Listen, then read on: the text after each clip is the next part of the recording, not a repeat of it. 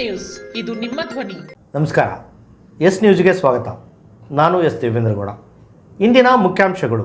ಕಸ ವಿಲೇವಾರಿ ಘಟಕ ಸ್ಥಳಾಂತರಿಸುವುದು ಅಸಾಧ್ಯ, ಕಸದಿಂದಲೇ ರಸ ಉತ್ಪಾದಿಸಲು ಸಾಮಾನ್ಯ ಸಭೆಯಲ್ಲಿ ಚರ್ಚೆ. ಒಳಬಳ್ಳಾರಿ ಪ್ರೌಢಶಾಲೆಯಲ್ಲಿ ವಿದ್ಯಾರ್ಥಿನಿಯರಿಗಿಲ್ಲ ಶೌಚಾಲಯ, ಡಿಎಸ್ ಕಲ್ಮಠ್. ಜಿಲ್ಲಾ ಮಟ್ಟದ ಜಾಗೃತ ಉಸ್ತುವಾರಿ ಸಮಿತಿಯ ಸದಸ್ಯರಾಗಿ ಮಂಜುನಾಥ್ ಗಾಂಧಿನಗರ ನೇಮಕ. ಬೀದಿ ಬದಿ ವ್ಯಾಪಾರಸ್ಥರಿಗೆ ವ್ಯಾಪಾರಕ್ಕೆ ಸ್ಥಳ ಕಲ್ಪಿಸಲು ಒತ್ತಾಯ. ಜೋಳ ಖರೀದಿ ಕೇಂದ್ರ ಶೀಘ್ರವೇ ಆರಂಭಿಸಲು ರೈತರ ಒತ್ತಾಯ.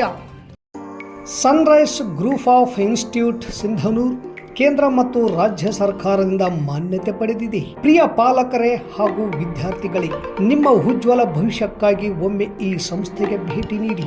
Sunrise college of pharmacy, Sunrise school of nursing, Sunrise paramedical college Sindhanur.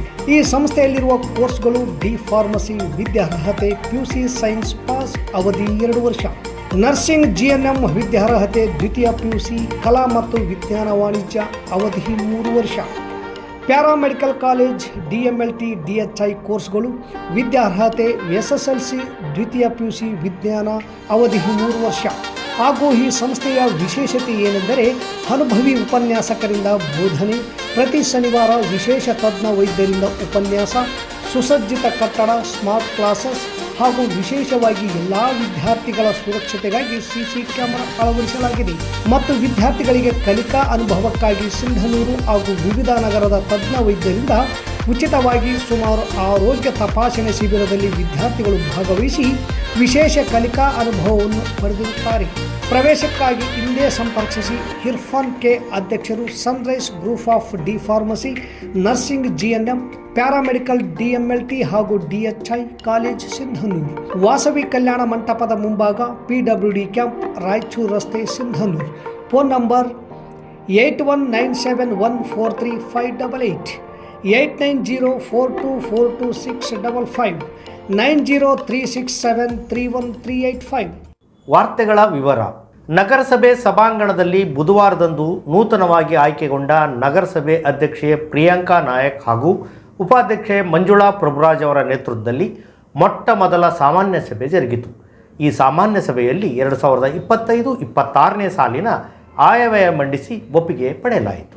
ಈ ಸಭೆಯಲ್ಲಿ ನಗರಸಭೆ ಸದಸ್ಯರಾದ ದಾಸರಿ ಸತ್ಯನಾರಾಯಣ ಮಾತನಾಡಿ, ಚರಂಡಿಗಳನ್ನು ಸ್ವಚ್ಛಗೊಳಿಸದ ಕಾರಣ ವಾರ್ಡಿನ ನಿವಾಸಿಗಳಿಗೆ ಉತ್ತರಿಸಲಾಗದೆ ನಾಚಿಕೆ ಪಡುವಂತಾಗಿದೆ. ಕೇವಲ ಕೋರ್ಟ್, ಪೊಲೀಸ್ ಠಾಣೆ ಸೇರಿದಂತೆ ವಿವಿಧ ಜಯಂತಿಗಳ ಸಮಯದಲ್ಲಿ ಆಯಾ ವೃತ್ತಗಳಲ್ಲಿ ಸ್ವಚ್ಛಗೊಳಿಸುವುದಕ್ಕೆ ಮಾತ್ರ ನಗರಸಭೆ ಅಧಿಕಾರಿಗಳ ವರ್ಗ ಸೀಮಿತರಾಗಿದ್ದಾರೆಂದು ತಮ್ಮ ಆಕ್ರೋಶವನ್ನು ವ್ಯಕ್ತಪಡಿಸಿದರು. ಇನ್ನು ಕಸ ವಿಲೇವಾರಿ ಘಟಕ ಸ್ಥಳಾಂತರ ಕುರಿತು ಚರ್ಚೆಗೆ ಬಂದಾಗ ಹನುಮೇಶ್ ಉಪ್ಪಾರ್ ಮಾತನಾಡಿ, ಹೋರಾಟ ಮಾಡಿದರೆ ಸ್ಥಳಾಂತರ ಆಗುತ್ತದೆ ಎನ್ನುವುದು ತಪ್ಪು ಕಲ್ಪನೆ. ಹೆಚ್ಚುವರಿಯಾಗಿ ಈ ಘಟಕದ ಜೊತೆಗೆ ಮತ್ತೊಂದು ಘಟಕ ಸ್ಥಾಪಿಸುವುದಕ್ಕೆ ಜಾಗ ಖರೀದಿ ಮಾಡಬೇಕೆಂದು ಆಗ್ರಹಪಡಿಸಿದರು. ನಗರಸಭೆಯ ವಿರೋಧ ಪಕ್ಷದ ನಾಯಕ ಚಂದ್ರಶೇಖರ್ ಮೈಲಾರ್ ಮಾತನಾಡಿ, ಘಟಕ ಸ್ಥಳಾಂತರಿಸುವುದಕ್ಕೆ ಮತ್ತೊಂದು ಘಟಕ ಸ್ಥಾಪಿಸುವುದಕ್ಕಾಗಿ ಜಾಗ ಖರೀದಿ ಮಾಡುವುದು ಅಷ್ಟು ಸುಲಭವಲ್ಲ. ಮತ್ತೊಂದೆಡೆ ಘಟಕ ಸ್ಥಾಪಿಸುವುದಕ್ಕೆ ಅಲ್ಲಿನ ಜನರು ಖಂಡಿತವಾಗಿ ವಿರೋಧ ವ್ಯಕ್ತಪಡಿಸುತ್ತಾರೆ. ಈಗಿದ್ದ ಘಟಕದಲ್ಲೇ ಕಸದಿಂದಲೇ ರಸವನ್ನು ಉತ್ಪಾದಿಸಬೇಕೆಂದು ಹೇಳಿದರು. ನಗರಸಭೆಯ ಸದಸ್ಯರು ಅಧಿಕಾರಿಗಳಿಗೆ, ಸಿಬ್ಬಂದಿಗಳಿಗೆ ದೂರವಾಣಿ ಕರೆ ಮಾಡಿದರೆ ಸ್ವೀಕಾರ ಮಾಡದ ಬಗ್ಗೆ ಸಣ್ಣ ವೀರಭದ್ರಗೌಡ ಕುರುಕುಂದಿ, ಚಂದ್ರಶೇಖರ್ ಮೈಲಾರ್, ಜಿಲಾನಿ ಪಾಷಾ ಸೇರಿದಂತೆ ಬಹುತೇಕ ಸದಸ್ಯರು ಸಭೆಯಲ್ಲಿ ಅಸಮಾಧಾನ, ಆಕ್ರೋಶ ವ್ಯಕ್ತಪಡಿಸಿದಾಗ ಸದಸ್ಯರ ಫೋನ್ ಸ್ವೀಕಾರ ಮಾಡಲಿಲ್ಲ ಎಂದರೆ ಇನ್ನು ಸಾರ್ವಜನಿಕರ ಸಮಸ್ಯೆಗಳಿಗೆ ಅದು ಹೇಗೆ ಸ್ಪಂದನೆ ಮಾಡುತ್ತೀರಿ ಎನ್ನುವ ಅನುಮಾನ ವ್ಯಕ್ತಪಡಿಸಿ, ಇನ್ನು ಮುಂದೆ ಎಲ್ಲ ಸದಸ್ಯರ ಫೋನ್ಗಳನ್ನು ಸ್ವೀಕಾರ ಮಾಡುವ ಮೂಲಕ ಅವರಿಗೆ ಗೌರವ ಕೊಡಿ. ಇದೇ ರೀತಿ ಸದಸ್ಯರಿಗೆ ನಿರ್ಲಕ್ಷ್ಯ ಮಾಡಿದ್ದು ಕಂಡು ಬಂದರೆ ಅನಿವಾರ್ಯವಾಗಿ ಅಗತ್ಯ ಕ್ರಮ ಕೈಗೊಳ್ಳುವುದಾಗಿ ನೂತನ ನಗರಸಭೆಯ ಅಧ್ಯಕ್ಷರಾದ ಪ್ರಿಯಾಂಕಾ ನಾಯಕ್ ರೋಹಿತ್ ಅಧಿಕಾರಿಗಳಿಗೆ, ಸಿಬ್ಬಂದಿಗಳಿಗೆ ಎಚ್ಚರಿಕೆಯನ್ನು ನೀಡಿದರು. ಸುಕಾಲ್ಪೇಟೆಯ ಸಾರ್ವಜನಿಕರ ಸ್ಮಶಾನದಲ್ಲಿ ಆಶ್ರಯ ಸಮಿತಿಯಿಂದ ನಿವೇಶನ ಕೊಡುವುದಾಗಿ ಹೇಳಿದ್ದು, ಇದರಿಂದ ಶವಗಳ ಅಂತ್ಯ ಸಂಸ್ಕಾರಕ್ಕೆ ತೊಂದರೆಯಾಗುತ್ತದೆ. ಆದ್ದರಿಂದ ಸ್ಮಶಾನದಲ್ಲಿ ನಿವೇಶನ ಕೊಡದೆ ಬೇರೆ ಕಡೆ ವ್ಯವಸ್ಥೆ ಮಾಡಿ ಬೇಗನೆ ಬಡವರಿಗೆ ನಿವೇಶನಗಳನ್ನು ಒದಗಿಸುವಂತೆ ಸದಸ್ಯರಾದ ಕೆ ರಾಜಶೇಖರ್ ಆಗ್ರಹಪಡಿಸಿದರು. ಆದಷ್ಟು ಬೇಗನೆ ಬಡ ಜನರಿಗೆ ನಿವೇಶನ ಒದಗಿಸುವ ಪ್ರಾಮಾಣಿಕ ಪ್ರಯತ್ನ ಮಾಡುವುದಾಗಿ ಪೌರಾಯುಕ್ತರು ಹೇಳಿದರು. ಇದೇ ಸಂದರ್ಭದಲ್ಲಿ ನಗರಸಭೆಯ ಪ್ರತಿಪಕ್ಷದ ನಾಯಕರಾಗಿ ಚಂದ್ರಶೇಖರ್ ಮೈಲಾರ್ ಅವರನ್ನು ನೇಮಿಸಿದ ಪತ್ರವನ್ನು ಮಾಜಿ ಸಚಿವ ವೆಂಕಟರಾವ್ ನಾಡಗೌಡ ಜೆಡಿಎಸ್ ಪಕ್ಷದ ನೀಡಿದ ಪತ್ರಕ್ಕೆ ಮಾನ್ಯ ಮಾಡಿ ಅದರಂತೆ ಚಂದ್ರಶೇಖರ್ ಮೈಲಾರ್ ಅವರು ಪ್ರತಿಪಕ್ಷದ ನಾಯಕರಾಗಿ ಆಯ್ಕೆಯಾದರು. ಪೌರಾಯುಕ್ತರು ಚಂದ್ರಶೇಖರ್ ಮೈಲಾರ್ ಅವರನ್ನು ಈ ಸಂದರ್ಭದಲ್ಲಿ ಸನ್ಮಾನಿಸಿ ಗೌರವಿಸಿದರು. ಈ ವೇಳೆ ನೂತನವಾಗಿ ಆಯ್ಕೆಗೊಂಡ ನಗರಸಭೆ ಸದಸ್ಯರಿಗೆ, ನಾಮನಿರ್ದೇಶನ ಸದಸ್ಯರಿಗೆ ಸ್ವಾಗತಿಸಿ ಸನ್ಮಾನಿಸಲಾಯಿತು ಹಾಗೂ ಅಕಾಲಿಕವಾಗಿ ಮರಣ ಹೊಂದಿದ ನಗರಸಭೆ ಸದಸ್ಯರಿಗೆ ಶ್ರದ್ಧಾಂಜಲಿ ಸಲ್ಲಿಸಲಾಯಿತು. ಒಟ್ಟಾರೆ ಈ ಸಾಮಾನ್ಯ ಸಭೆಯಲ್ಲಿ ಕಸದ ಕುರಿತು ಹೆಚ್ಚು ಚರ್ಚೆ ಆಗಿ ಉಳಿದ ವಿಷಯಗಳು ಹೆಚ್ಚು ಚರ್ಚೆಯಾಗದೇ ಇರುವುದು ಕಂಡುಬಂತು. ಈ ಸಂದರ್ಭದಲ್ಲಿ ಮಾಜಿ ನಗರಸಭೆಯ ಅಧ್ಯಕ್ಷರಾದ ಮಲ್ಲಿಕಾರ್ಜುನ್ ಪಾಟೀಲ್, ಶೇಖರಪ್ಪ ಗಿಣಿವಾರ್, ಜಿಲಾನಿ ಪಾಷಾ, ಶರಣಪ್ಪ ಉಪ್ಪಲದೊಡ್ಡಿ, ಮುರ್ತುಜಾ ಹುಸೇನ್, ಎಚ್ ಭಾಷಾ, ಹಟ್ಟಿ ವೀರೇಶ್, ಆಲಂ ಶಾಬ್, ಕೆ ರಾಜಶೇಖರ್, ಹುಮಾ ಸುರೇಶ್ ಜಾಧವ್ ಸೇರಿದಂತೆ ನಗರಸಭೆಯ ಅಧಿಕಾರಿಗಳು, ಸಿಬ್ಬಂದಿಗಳು ಸಭೆಯಲ್ಲಿದ್ದರು.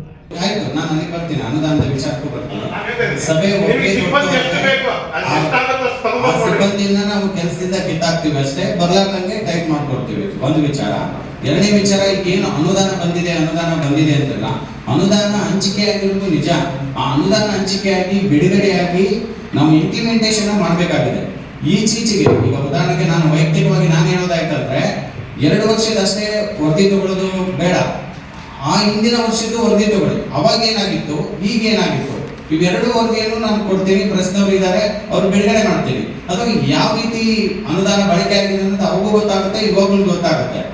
ಇದು ವಿಚಾರ ಏನಾಗಿದೆ ಅಂದ್ರೆ, ಬರೀ ಇಲ್ಲಿ ಸದಸ್ಯರು ಅಥವಾ ಅಧ್ಯಕ್ಷರು, ಉಪಾಧ್ಯಕ್ಷರು, ನಗರಸಭೆ ಕಸ ಬೇರೆ ಮಾಡ್ಕೊಡಿ ಅಂದ್ರೆ ಇದು ಸಾಲದು. ಜನರಲ್ಲೂ ಪೌರ ಪ್ರಜ್ಞೆ ಬರ್ಬೇಕು.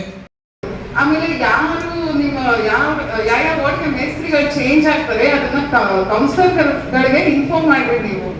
And first councillors phone receive ಮಾಡಿ ಮಾತಾಡ್ರಿ ನೀವು. ಯಾರಿಗೂ ಇಗ್ನೋರ್ ಮಾಡಂಗಿಲ್ಲ. ನೀವು ಕೌನ್ಸಿಲರ್ಸ್ಗೆ ರೆಸ್ಪಾಂಡ್ ಮಾಡಿಲ್ಲ ಅಂದ್ರೆ ಪಬ್ಲಿಕ್ ಹೇಗೆ ರೆಸ್ಪಾಂಡ್ ಮಾಡ್ತೀರಾ? ಇದು ನೀವು ಈ ನೆಕ್ಸ್ಟ್ ಡ್ರೈನೇಜ್ ಯಾವುದೇ ಒಂದು ಕಂಪ್ಲೇಂಟ್ ಬರೋದಿಲ್ಲ, ನೀವು ನೋಡ್ಕೊಳ್ಳೋದು ನಿಮ್ಮ ಜವಾಬ್ದಾರಿ. ಅದು ಏನೇ ಇನ್ ಕೇಸ್ ಆ ಡ್ರೈನೇಜ್ ಯಾವುದೇ ಇದ್ರೂ ಒಂದು ಆಕ್ಷನ್ ಮಾಡಿಕೊಂಡು ಅದನ್ನ ಕ್ಲಿಯರ್ ಮಾಡ್ಕೊಳ್ಳಿ. ನೆಕ್ಸ್ಟ್ ಏನೇನು ಪ್ರಾಬ್ಲಮ್ ಏನಾದರೂ ಬಂದರೆ ನಾನು ಆಕ್ಷನ್ ತಗೊಳ್ತೀನಿ. ತಾಲೂಕಿನ ಒಳಬಳ್ಳಾರಿ ಗ್ರಾಮದ ಸರ್ಕಾರಿ ಪ್ರೌಢಶಾಲೆಯಲ್ಲಿ ವಿದ್ಯಾರ್ಥಿನಿಯರಿಗೆ ಶೌಚಾಲಯ ನಿರ್ಮಿಸುವುದಕ್ಕಾಗಿ ಕರ್ನಾಟಕ ರಾಜ್ಯ ಮಾನವ ಹಕ್ಕುಗಳ ಆಯೋಗಕ್ಕೆ ಮೊರೆ ಹೋದ ಹಿರಿಯ ವಕೀಲರಾದ DS ಕಲ್ಮಠ್. ಒಳಬಳ್ಳಾರಿ ಗ್ರಾಮದ ಸರ್ಕಾರಿ ಪ್ರೌಢಶಾಲೆಯು 2007-8ನೇ ಸಾಲಿನಲ್ಲಿ ಪ್ರಾರಂಭಗೊಂಡಿದ್ದು, ಶಾಲೆಗಾಗಿ ಒಳಬಳ್ಳಾರಿ ಮಠದಿಂದ 2 ಎಕರೆ ಭೂಮಿ ದಾನ ಮಾಡಲಾಗಿದೆ. ಶಿಕ್ಷಕರ ಪ್ರಯತ್ನದ ಫಲದಿಂದಾಗಿ ಪ್ರೌಢಶಾಲೆಯ ವಿದ್ಯಾರ್ಥಿಗಳು SSLC ಪರೀಕ್ಷೆಯಲ್ಲಿ ಕಳೆದ ಬಾರಿ ತಾಲೂಕಿಗೆ ಮೊದಲನೇ ಸ್ಥಾನ ಪಡೆದಿದ್ದು, ಸುಮಾರು ಈ ಪ್ರೌಢಶಾಲೆಯಲ್ಲಿ 300ಕ್ಕೂ ಅಧಿಕ ವಿದ್ಯಾರ್ಥಿಗಳು ವ್ಯಾಸಂಗ ಮಾಡುತ್ತಿದ್ದು, ಇದರಲ್ಲಿ ಸುಮಾರು 200ಕ್ಕೂ ಅಧಿಕ ವಿದ್ಯಾರ್ಥಿನಿಯರೇ ಇದ್ದಾರೆ. ವಿದ್ಯಾರ್ಥಿನಿಯರ ಅನುಕೂಲಕ್ಕಾಗಿ ಸುರಕ್ಷತೆಯ ದೃಷ್ಟಿಯಿಂದ ಶೌಚಾಲಯ ನಿರ್ಮಿಸಬೇಕಾಗಿರುವುದು ಜನಪ್ರತಿನಿಧಿಗಳ ಹಾಗೂ ಸಂಬಂಧಿಸಿದ ಅಧಿಕಾರಿಗಳ ಆದ್ಯ ಕರ್ತವ್ಯವಾಗಿದೆ. ಆದರೆ ಶೌಚಾಲಯ ನಿರ್ಮಿಸುವುದಕ್ಕೆ ಮುಂದಾಗದೇ ಇರುವುದು ಬೇಟಿ ಪಢಾವೋ ಬೇಟಿ ಬಚಾವೋ ಯೋಜನೆ ಹಾಗೂ ಸ್ವಚ್ಛ ಭಾರತ ಯೋಜನೆಯು ಎಷ್ಟರ ಮಟ್ಟಿಗೆ ತಾಲೂಕಿನಲ್ಲಿ ಮತ್ತು ಒಳಬಳ್ಳಾರಿ ಗ್ರಾಮದಲ್ಲಿ ಅನುಷ್ಠಾನಕ್ಕೆ ಬಂದಿದೆ ಎನ್ನುವುದು ಯಕ್ಷ ಪ್ರಶ್ನೆಯಾಗಿದೆ. ಈ ಹಿನ್ನೆಲೆಯಲ್ಲಿ ವಿದ್ಯಾರ್ಥಿನಿಯರ ಹಿತದೃಷ್ಟಿಯಿಂದ ಮಾನವ ಹಕ್ಕುಗಳ ಆಯೋಗಕ್ಕೆ ಮೊರೆ ಹೋದ ಹಿರಿಯ ವಕೀಲರಾದ DS ಕಲ್ಮಠ್ ಮಾತನಾಡಿ, ಶೌಚಾಲಯ ನಿರ್ಮಿಸುವಂತೆ ತಾಲೂಕು ಪಂಚಾಯಿತಿ ಕಾರ್ಯನಿರ್ವಾಹಕ ಅಧಿಕಾರಿ ಹಾಗೂ ಗ್ರಾಮ ಪಂಚಾಯಿತಿ ಅಭಿವೃದ್ಧಿ ಅಧಿಕಾರಿಗಳ ಗಮನಕ್ಕೆ ತಂದಾಗಿಯೂ ಕೂಡ ಶೌಚಾಲಯ ನಿರ್ಮಿಸಿದೆ ಹಿನ್ನೆಲೆ ಮಾನವ ಹಕ್ಕುಗಳ ಆಯೋಗಕ್ಕೆ ಮೊರೆ ಹೋಗಿದ್ದು, ಈ ಕುರಿತು ವರದಿ ಸಲ್ಲಿಸುವಂತೆ ಜಿಲ್ಲಾ ಪಂಚಾಯಿತಿ CEO ರವರು ಅಧಿಕಾರಿಗಳಿಗೆ ಸೂಚನೆ ನೀಡಿದ್ದಾರೆ. ಆದರೆ ಅಧಿಕಾರಿಗಳ ಕಣ್ಣು ಒರೆಸುವ ತಂತ್ರಕ್ಕೆ ಮೊರೆ ಹೋಗಿ ಕುಂಟು ನೆಪಗಳನ್ನು ಹೇಳುತ್ತಿದ್ದಾರೆ. ಶಾಸಕರು ಹಾಗೂ ವಿಧಾನ ಪರಿಷತ್ ಸದಸ್ಯರು ಶೌಚಾಲಯ ನಿರ್ಮಿಸುವುದಕ್ಕೆ ಆಸಕ್ತಿ ತೋರದೆ ಇರುವುದು ಎಷ್ಟು ಸರಿ? ನರೇಗಾ ಯೋಜನೆ ಅಡಿಯಲ್ಲಿ ಶಿರವಾರ ತಾಲೂಕಿನಲ್ಲಿ ಹೈಟೆಕ್ ಶೌಚಾಲಯವನ್ನು ಅಂದಿನ CEO ನಿರ್ಮಿಸಿರುವುದು ತಾಜಾ ಉದಾಹರಣೆ ಇದೆ. ಇದೇ ಮಾದರಿಯಲ್ಲಿ ಒಳಬಳ್ಳಾರಿ ಗ್ರಾಮದಲ್ಲಿ ವಿದ್ಯಾರ್ಥಿನಿಯರ ಅನುಕೂಲಕ್ಕಾಗಿ ಹೈಟೆಕ್ ಶೌಚಾಲಯ ನಿರ್ಮಿಸುವಂತೆ ಒತ್ತಾಯ ಮಾಡಿದ್ದಾರೆ. 2007-8ರಲ್ಲಿ ಪ್ರಾರಂಭ ಆಗಿದೆ. ಆ ಶಾಲೆಗೆ ಮಠದ ವತಿಯಿಂದ, ಒಳಬಳ್ಳಾರಿ ಮಠದ ವತಿಯಿಂದಲೇ 2 ಎಕರೆ ಜಾಗವನ್ನು ದಾನ ಮಾಡಿದ್ದಾರೆ. ಈಗ ಸುಸಜ್ಜಿತವಾಗಿರ್ತಕ್ಕಂಥ ಶಾಲೆಯಾಗಿ ಅದು ಮುಂದುವರೆದಿದೆ. 330 ಜನ ವಿದ್ಯಾರ್ಥಿಗಳು ಇವತ್ತಿದ್ದಾರೆ. ಎಷ್ಟು ಸ್ಟ್ರೆಂತ್. ಮತ್ತು ಇದೇ ವರ್ಷ, ಹಿಂದಿನ ವರ್ಷ SSLCನಲ್ಲಿ ತಾಲೂಕಿಗೆ ಮೊದಲನೇ ಸ್ಥಾನ ಪಡೆದುಕೊಂಡಿದೆ. ಅಲ್ಲಿ ಕಂಪ್ಯೂಟರು, ಲೈಬ್ರರಿ ಎಲ್ಲ ತುಂಬ ಚೆನ್ನಾಗಿದ್ದಾವೆ. ಈ 330 ವಿದ್ಯಾರ್ಥಿಗಳ ಪೈಕಿ 270 ಬರೀ ಹುಡುಗಿಯರೇ, ವಿದ್ಯಾರ್ಥಿನಿಯರೇ ಇದ್ದಾರೆ. ಅಲ್ಲಿ ಮೂಲಭೂತ ಸೌಕರ್ಯ, ಶೌಚಾಲಯ, ಮೂತ್ರಾಲಯಗಳೇ ಇಲ್ಲ. ವಿದ್ಯಾರ್ಥಿನಿಯರಿಗೆ ಯಾವುದೋ ಒಂದು ತಗಡಿಂದ ಮುರಿದು ಶೆಡ್ಡಿನಲ್ಲಿ ಒಂದು ಅದು ಯಾವಾಗ ಬೀಳುತ್ತೋ ಗೊತ್ತಿಲ್ಲ ಅಂಥ ಟೈಪ್ನಲ್ಲಿ ಬರೀ ಮೂತ್ರಾಲಯ ಇದೆ, ಶೌಚಾಲಯ ಇಲ್ಲವೇ ಇಲ್ಲ. ಈ ಬಗ್ಗೆ ನಾನು ಸಂಬಂಧಪಟ್ಟ ಅಧಿಕಾರಿಗಳು ಇ ಒ ಅವ್ರನ್ನ 3-4 ಸರಿ ಸಂಪರ್ಕ ಮಾಡಿದೆ, PDO ಸಂಪರ್ಕ ಮಾಡಿದೆ, ಲೆಟರ್ನೂ ಕೊಟ್ಟೆ, ಏನೂ ಆಗಲಿಲ್ಲ. ಕೊನೆಗೆ ಮಾನವ ಹಕ್ಕುಗಳ ಆಯೋಗಕ್ಕೆ ಅರ್ಜಿ ಸಲ್ಲಿಸಿದೆ.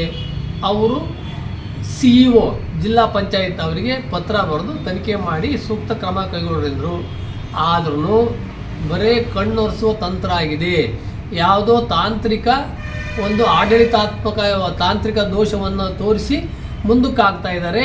ಇವತ್ತಿನವರೆಗೂ ಸಹ ಅಲ್ಲಿ ಮೂತ್ರಾಲಯ ಶೌಚಾಲಯ ಇಲ್ಲವೇ ಇಲ್ಲ. ಅಲ್ಲಿ ಅದೇ ಬಾದರ್ಲಿ ಶಾಸಕರು ಬಾದರ್ಲಿ ಅವರು, MLC ಅವರು ಬಾದರ್ಲಿ ಅವರೇ. ಅವ್ರವ್ರ ವಿದ್ಯಾರ್ಥಿಗಳು 35 ಜನ ಇದ್ದಾರೆ, ಅಂದರೆ 28 ಜನ ಬರೀ ವಿದ್ಯಾರ್ಥಿನಿಯರೇ ಇದ್ದಾರೆ. ಇವತ್ತಿನವರೆಗೂ ಅಲ್ಲಿ ಶೌಚಾಲಯ ಇಲ್ಲ, ಮೂತ್ರಾಲಯ ಇಲ್ಲ. ದಲಿತ ಸಂಘರ್ಷ ಸಮಿತಿಯ ಸಂಚಾಲಕರಾದ ಮಂಜುನಾಥ್ ಗಾಂಧಿನಗರ್ ಅವರು ಜಿಲ್ಲಾಧಿಕಾರಿಯವರ ಅಧ್ಯಕ್ಷತೆಯ ರಾಯಚೂರು ಜಿಲ್ಲಾ ಮಟ್ಟದ ಜಾಗೃತ ಉಸ್ತುವಾರಿ ಸಮಿತಿಯ ಸದಸ್ಯರಾಗಿ ನೇಮಕಾಗಿದ್ದಾರೆ. ಅಸ್ಪೃಶ್ಯತೆ ಅಸಮಾನತೆಗಳ ವಿರುದ್ಧ ಧ್ವನಿಯಾಗಿ ಚಳುವಳಿಗೆ ಶಕ್ತಿಯಾಗಿದ್ದ ವಿದ್ಯಾರ್ಥಿ ದಶೆಯಿಂದಲೇ ಹೋರಾಟದಲ್ಲಿ ತೊಡಗಿಸಿಕೊಂಡ ತಮ್ಮದೇ ಆದ ಮೃದು ಸ್ವಭಾವದ ಮೂಲಕ ಎಲ್ಲರೊಂದಿಗೂ ಬೆರೆಯುವ ಮತ್ತು ಮುಕ್ತ ಮನಸ್ಸಿನ ಒಳ ಮೀಸಲಾತಿ ಹೋರಾಟದಲ್ಲಿ ಸಕ್ರಿಯವಾಗಿದ್ದಲ್ಲದೆ ದಲಿತ, ಅಲ್ಪಸಂಖ್ಯಾತ, ಪ್ರಗತಿಪರ ಹೋರಾಟಗಳ ಜೊತೆಗೆ ಪ್ರಥಮ ದರ್ಜೆ ಗುತ್ತಿಗೆದಾರರು ಆಗಿರುವ ಇವರು ಚಳುವಳಿಗಳಿಂದ ಎಂದೂ ದೂರವಿರದೆ ತಮ್ಮ ಇತಿಮಿತಿಯಲ್ಲಿ ಸಕ್ರಿಯವಾಗಿ ಚಳುವಳಿಯ ಜೊತೆಗೆ ಬೆಸೆದುಕೊಂಡಿರುವ ಮಂಜುನಾಥ್ ಗಾಂಧಿನಗರ್ ಅವರು ರಾಯಚೂರು ಜಿಲ್ಲಾ ಮಟ್ಟದ ಜಾಗೃತ ಉಸ್ತುವಾರಿ ಸಮಿತಿಯ ಸದಸ್ಯರಾಗಿ ನೇಮಕಗೊಂಡಿದ್ದಾರೆ. ಇವರ ನೇಮಕಕ್ಕೆ ದಲಿತ ಸಂಘರ್ಷ ಸಮಿತಿಯ ಮುಖಂಡರು ಹಾಗೂ ಪ್ರಗತಿಪರ ಸಂಘಟನೆಗಳ ಒಕ್ಕೂಟದ ಸದಸ್ಯರು ಅಭಿನಂದನೆಗಳನ್ನು ಸಲ್ಲಿಸಿದ್ದಾರೆ. ನಗರದ ಬೀದಿ ಬದಿ ವ್ಯಾಪಾರಸ್ಥರಿಗೆ ವ್ಯಾಪಾರಕ್ಕೆ ಸ್ಥಳ ಕಲ್ಪಿಸಲು ಒತ್ತಾಯಿಸಿ ಇಂದು ಬೀದಿ ಬದಿ ವ್ಯಾಪಾರಸ್ಥರ ಹೋರಾಟ ಸಮಿತಿ ವತಿಯಿಂದ ನಗರಸಭಾ ಅಧ್ಯಕ್ಷರಿಗೆ ಮನವಿ ಪತ್ರ ಸಲ್ಲಿಸಲಾಯಿತು. ಬೀದಿ ಬದಿ ವ್ಯಾಪಾರಸ್ಥರಿಗೆ ವ್ಯಾಪಾರಕ್ಕೆ ಸೂಕ್ತ ಸ್ಥಳ ಒದಗಿಸುವ ಕುರಿತು ಈ ಹಿಂದೆ ವ್ಯಾಪಾರಸ್ಥರು ಹೋರಾಟ ಹಮ್ಮಿಕೊಂಡ ಸಂದರ್ಭದಲ್ಲಿ ನಗರದ 2 ಕಡೆ ಸ್ಥಳ ಒದಗಿಸಲು ಶಾಸಕರ ಅಧ್ಯಕ್ಷತೆಯಲ್ಲಿ ತಹಸೀಲ್ದಾರ್ ಮತ್ತು ಪೌರಾಯುಕ್ತರ ಸಮ್ಮುಖದಲ್ಲಿ ಸಭೆ ನಡೆದು ತೀರ್ಮಾನಕ್ಕೆ ಬರಲಾಗಿತ್ತು. ಅದರಂತೆ ವ್ಯಾಪಾರಸ್ಥರು ತಮಗೆ ಸ್ಥಳ ಸಿಗುವ ಭರವಸೆಯಲ್ಲಿ ಕಾಯುತ್ತಿರುವಾಗಲೇ ನಿಗದಿ ಮಾಡಿ ಸ್ವಚ್ಛ ಮಾಡಲು ಪ್ರಾರಂಭಿಸಿದ ಸಹಕಾರ ಇಲಾಖೆಯ ಸ್ಥಳಕ್ಕೆ ಇಲಾಖೆಯಿಂದ ಸ್ಥಳ ನೀಡದ ಕುರಿತು ಪತ್ರ ಹರಿದಾಡಿತು. ಇನ್ನು ಆಹಾರ ಇಲಾಖೆಯ ಗೋಡಾನ್ ಸ್ಥಳ ಸ್ವಚ್ಛ ಮಾಡಿ ಅಲ್ಲಿರುವ ಕೆಲವರಿಗೆ ಬೇರೆ ಕಡೆ ಜಾಗ ನೀಡುವ ಕುರಿತು ನಗರಸಭೆಯಲ್ಲಿ ತೀರ್ಮಾನ ಆದರೂ ಅದು ಇನ್ನೂ ವ್ಯಾಪಾರಸ್ಥರಿಗೆ ಸಿಗದೆ ಗಗನ ಕುಸುಮವಾಗಿದೆ. ದುಡಿದು ತಿನ್ನುವ ಕೈಗೆ ಕೆಲಸ ನೀಡದ ಸರ್ಕಾರಗಳು ಸ್ವಂತ ವ್ಯಾಪಾರ ಮಾಡಲು ಹೇಗೋ ಹಣ ಹೊಂದಿಸಿ ರಸ್ತೆ ಬದಿಯಲ್ಲಿ ವ್ಯಾಪಾರ ಮಾಡಿದರೆ ಅದಕ್ಕೂ ಕುತ್ತು ಬಂತು. ದೊಡ್ಡ ದೊಡ್ಡ ಜನರು ಅತಿಕ್ರಮಿಸಿದರೆ ನೋಟಿಸ್ ಕೊಟ್ಟು ಸಮಯ ಕೊಟ್ಟು ನಂತರ ಆ ಕಡೆ ಹೊರಳಿ ನೋಡದ ಅಧಿಕಾರಿಗಳು ಬೀದಿ ಬದಿ ವ್ಯಾಪಾರಸ್ಥರು ಮಾತ್ರ ಕಣ್ಣಿಗೆ ಕಾಣುತ್ತಾರೆ. ಇದು ಯಾವ ನ್ಯಾಯ? ಅಂತೂ ಇಂತೂ ನಗರಸಭೆ ಮುಕ್ತಿ ಹೊಂದಿ ಅಧ್ಯಕ್ಷರು ಮತ್ತು ಉಪಾಧ್ಯಕ್ಷರು ಆಯ್ಕೆಯಾಗಿದ್ದಾರೆ. ಇರುವ ಸ್ವಲ್ಪ ಸಮಯದಲ್ಲಿ ನಗರದಲ್ಲಿ ಉತ್ತಮ ಕಾರ್ಯ ಮಾಡಿ ಜನರ ಸಮಸ್ಯೆಗಳಿಗೆ ಸ್ಪಂದಿಸುವ ಕೆಲಸ ಮಾಡಬೇಕು. ಅಂದಾಗ ಮಾತ್ರ ಮುಂದೆ ಚುನಾವಣೆಯಲ್ಲಿ ಮತ ಕೇಳಲು ಹೋದಾಗ ಜನ ಸ್ಪಂದಿಸಬಹುದು. ಬೀದಿ ಬದಿ ವ್ಯಾಪಾರಸ್ಥರ ಸಮಸ್ಯೆಗೆ ಸ್ಪಂದಿಸಿ ಅವರಿಗೆ ಸ್ಥಳ ಒದಗಿಸಲು ಇಂದು ಸಂಘಟನೆ ವತಿಯಿಂದ ಮನವಿ ಸಲ್ಲಿಸಲಾಯಿತು. ಇದಕ್ಕೆ ಅಧ್ಯಕ್ಷರು ಉಪಾಧ್ಯಕ್ಷರು ಹೇಗೆ ಸ್ಪಂದಿಸುತ್ತಾರೆ ಕಾದು ನೋಡಬೇಕು. Sudiksha International School and PU College. Nursery to PUC. Admissions open for 2025-2026 batch. Located amidst lush greenery in Gadinadu, Ballari district. Sudiksha International School and PU College.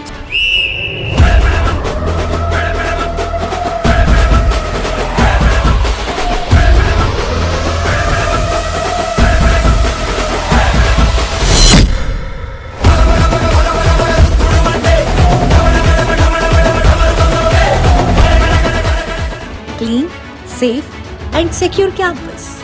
Teacher-student ratio of 1:30 for personalized attention. Activity-based learning with a focus on mutual co-learning. Comprehensive personality development programs. Well-equipped training facilities for skating, horse riding and swimming. Academic excellence. Smart classrooms. Well-equipped library. Dedicated science laboratories.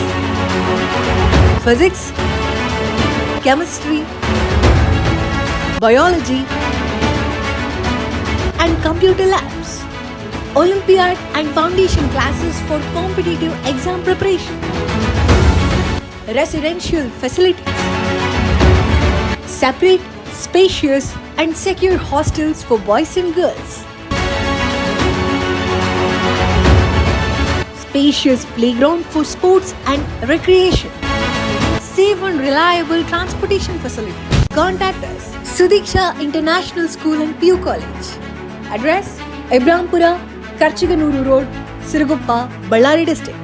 Contact number 9019632509 9980322129. Enroll today for your holistic learning experience and all-round development at Sudiksha International School and PU College.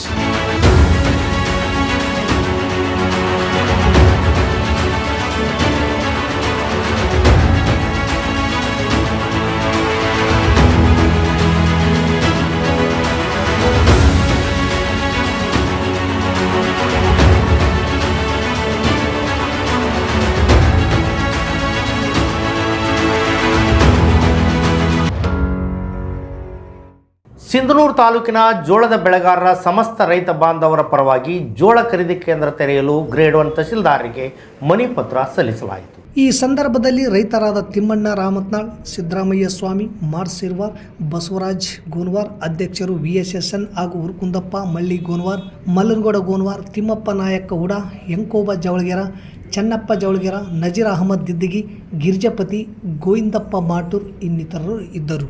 ಮತ್ತೊಮ್ಮೆ ಮುಖ್ಯಾಂಶಗಳು. ಕಸ ವಿಲೇವಾರಿ ಘಟಕ ಸ್ಥಳಾಂತರಿಸುವುದು ಅಸಾಧ್ಯ, ಕಸದಿಂದಲೇ ರಸ ಉತ್ಪಾದಿಸಲು ಸಾಮಾನ್ಯ ಸಭೆಯಲ್ಲಿ ಚರ್ಚೆ. ಒಳಬಳ್ಳಾರಿ ಪ್ರೌಢಶಾಲೆಯಲ್ಲಿ ವಿದ್ಯಾರ್ಥಿನಿಯರಿಗಿಲ್ಲ ಶೌಚಾಲಯ, DS ಕಲ್ಮಠ್. ಜಿಲ್ಲಾ ಮಟ್ಟದ ಜಾಗೃತ ಉಸ್ತುವಾರಿ ಸಮಿತಿಯ ಸದಸ್ಯರಾಗಿ ಮಂಜುನಾಥ್ ಗಾಂಧಿನಗರ ನೇಮಕ. ಬೀದಿ ಬದಿ ವ್ಯಾಪಾರಸ್ಥರಿಗೆ ವ್ಯಾಪಾರಕ್ಕೆ ಸ್ಥಳ ಕಲ್ಪಿಸಲು ಒತ್ತಾಯ. ಜೋಳ ಖರೀದಿ ಕೇಂದ್ರ ಶೀಘ್ರವೇ ಆರಂಭಿಸಲು ರೈತರ ಒತ್ತಾಯ. ಇಲ್ಲಿಗೆ ವಾರ್ತಾ ಪ್ರಸಾರ ಮುಕ್ತಾಯವಾಯಿತು. ನಿರಂತರ ಸುದ್ದಿಗಾಗಿ ವೀಕ್ಷಿಸಿ ಎಸ್ ನ್ಯೂಸ್. ಇದು ನಿಮ್ಮ ಧ್ವನಿ. ನಮಸ್ಕಾರ.